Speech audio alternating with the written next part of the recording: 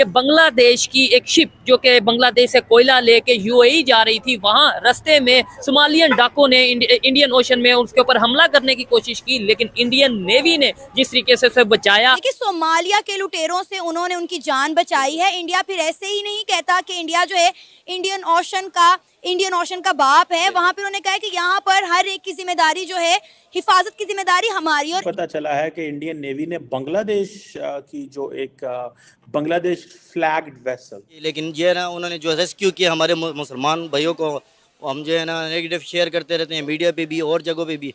ऐसा नहीं करना चाहिए। जो सोमालिया की कोस्ट के करीब जो है वो बचाया है। ये कोयला लेके जा रही थी मोज़म्बिक की तरफ, from Mozambique to the United Arab Emirates, जब इसके ऊपर ये अटैक हुआ। बांग्लादेश वाले भाईजान बेसिकली हमारे भाई हैं, हम लोगों से जुदा हुए हैं 1971 में। अच्छा, आज वो कहाँ पे हैं? मतलब इकोनॉमी वाइज, स्टेबिलिटी वाइज अगर आप बात करते हैं तो बांग्लादेश हम लोगों से बहुत आगे है। बहुत अच्छा इकदाम है और जो पॉजिटिव चीज़ें हों उसको शेयर करना चाहिए। हमारे दिमागों में पहले से जो नेगेटिविटी डाली गई है कि इंडिया जो है ना हमारा दुश्मन मुल्क है। और ये रेड सी के अंदर भारत का जो एक डिस्ट्रॉयर है आईएनएस चेन्नई, उन्होंने ऑपरेशन किया और अपने लेला नॉर्फिक जो कि जिसके ऊपर तकरीबन 10-15 भारतीय निजात जो उसमें एम्प्लॉयज थे उनको आजाद कराया। तो उन्हें वहां छोड़ के भी आ सकते थे, लेकिन उन्होंने कहा नहीं। उन्होंने इंसानियत का जो है सबूत दिया और दर्श दिया पूरी दुनिया को। और हम कहते हैं कि जी इंडियन सरकार एंटी मुस्लिम है, ये है, वो है, फलां। इंडियन नेवी जो है वो कहते हैं जी कि उन्होंने इमीडिएटली वॉरशिप डिप्लॉय किए। इंडियन नेवी ने वॉरशिप जो कि लॉन्ग रेंज मैरीटाइम पेट्रोल थी, उसको इसे LRMP बोलते हैं, इसको डिप्लॉय किया। पाकिस्तान की जो नेवी है वो मेरा ख्याल है सिर्फ इंडिया के लिए रखी हुई है ना।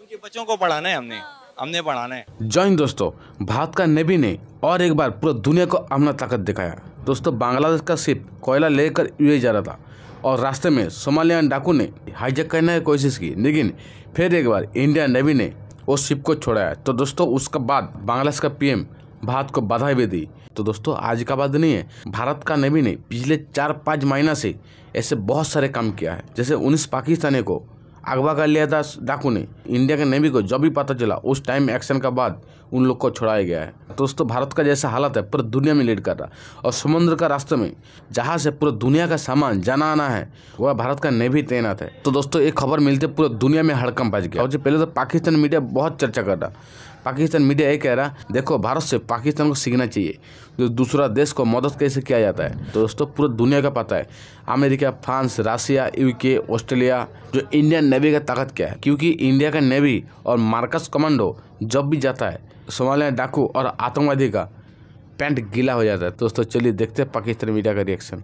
आज भी पता चला है कि इंडियन नेवी ने बांग्लादेश की जो एक बांग्लादेश फ्लैग्ड वेसल, यानी कि उसके ऊपर बांग्लादेश का झंडा लगा हुआ था, उसे सोमालिया की कोस्ट के करीब जो है वो बचाया है। और ये बेसिकली वही पायरेट्स थे जो कि कोस्ट ऑफ सोमालिया में जो ये कश्ती गुजर रही थी, वेसल गुजर रही थी, और ये कोयला लेके जा रही थी मोज़म्बिक की तरफ, from Mozambique to the United Arab Emirates, जब इसके ऊपर ये अटैक हुआ। और कहा यह जाता है कि जो इंडियन नेवी का मिशन जो है वो डिप्लॉयड था यहाँ पे, और उन्होंने एक डिस्ट्रेस कॉल को आंसर किया और वो वहाँ पे पहुँचे। और इंडियन नेवी जो है वो कहते हैं जी कि उन्होंने इमीडिएटली वॉरशिप डिप्लॉय किए। इंडियन नेवी ने वॉरशिप जो कि लॉन्ग रेंज मैरीटाइम पेट्रोल थी, उसको इसे LRMP बोलते हैं, इसको डिप्लॉय किया। और इन्होंने कम्युनिकेशन बिल्ड की और वो सारा। एंड इस वक्त आप देखेंगे कि मैरीटाइम सिक्योरिटी ऑपरेशंस के अंदर India is very active, effective and getting into the major जितने भी ऑपरेशंस होते हैं उसमें अपना रोल प्ले कर रहा है। कल भी मैंने आपको बताया था that why China is not playing its role and not responsibility in the Red Sea area. और ये जो सारी है, एंड इंडियन नेवी जो है वो ये क्यों कर रही है, ये क्वेश्चन था ना कि क्यों कर रही है। और ये आपको पता चलेगा कि आइंदा आने वाले दिनों के अंदर कॉन्टीन्यूसली इंडिया जो है वो इस तरह के ऑपरेशंस में रोल प्ले करेगा।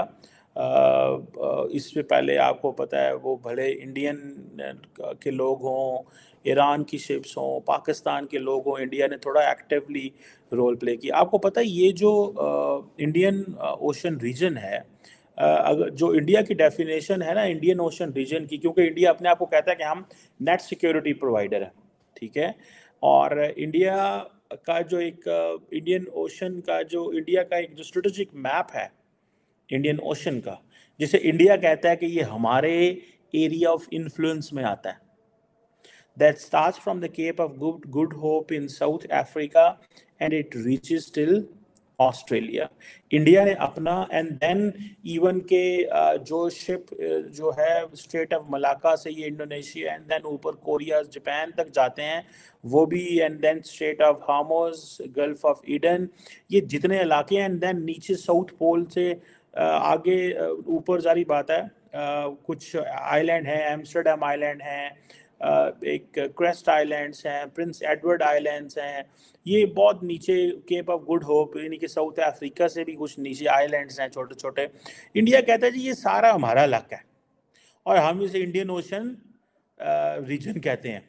और जो जिसे कहते हैं ना इंडियन ओशन इनिशिएटिव जो उन्होंने लिया हुआ है कि इंडिया बेसिकली एक डेटा ड्रिवन अंडरस्टैंडिंग जो है वो अडॉप्ट कर रहा है कि इंडियन ओशन के अंदर इकोनॉमिक, पॉलिटिकल, मिलिट्री और इसके जो जोग्राफिकल फीचर्स हैं उसको वो समझ रहे हैं, उसके ऊपर काम कर रहे हैं और वो कंटिन्यूसली एक ही बात कर रहे हैं कि भाई इस ये जो रीजन है इसमें आप देखें कि जो 2/3 ऑफ वर्ल्ड्स ऑयल शिपमेंट है, फिर जो मेजर ग्लोबल एक्सेस है फूड को, जो प्रीशियस मेटल्स हैं, एनर्जी रिसोर्सेज हैं, सो आप इसको ये देख लें कि कहाँ पे अफ्रीका की ईस्टर्न कोस्ट से शुरू होना, केप ऑफ गुड होप ये जो इलाका है वहाँ से शुरू होना और वेस्टर्न कोस्ट तक, ठीक है जी, ये जो है तकरीबन कहा जाता है कि 39 नेशंस हैं विद 2.4 बिलियन पीपल है, जिसमें लार्जली तो इंडिया और चाइना के ही अपने लोग हैं, लेकिन बाकी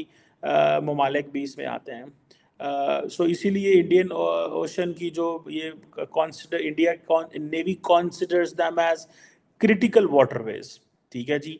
और वो कहते हैं कि पहले ये जो इंडियन ओशन रीजन था that was studied by the westerns, जो वेस्टर्न वर्ल्ड है वो इसको स्टडी करती थी और अपनी मर्जी से चीज़ें उसके ऊपर करती थी।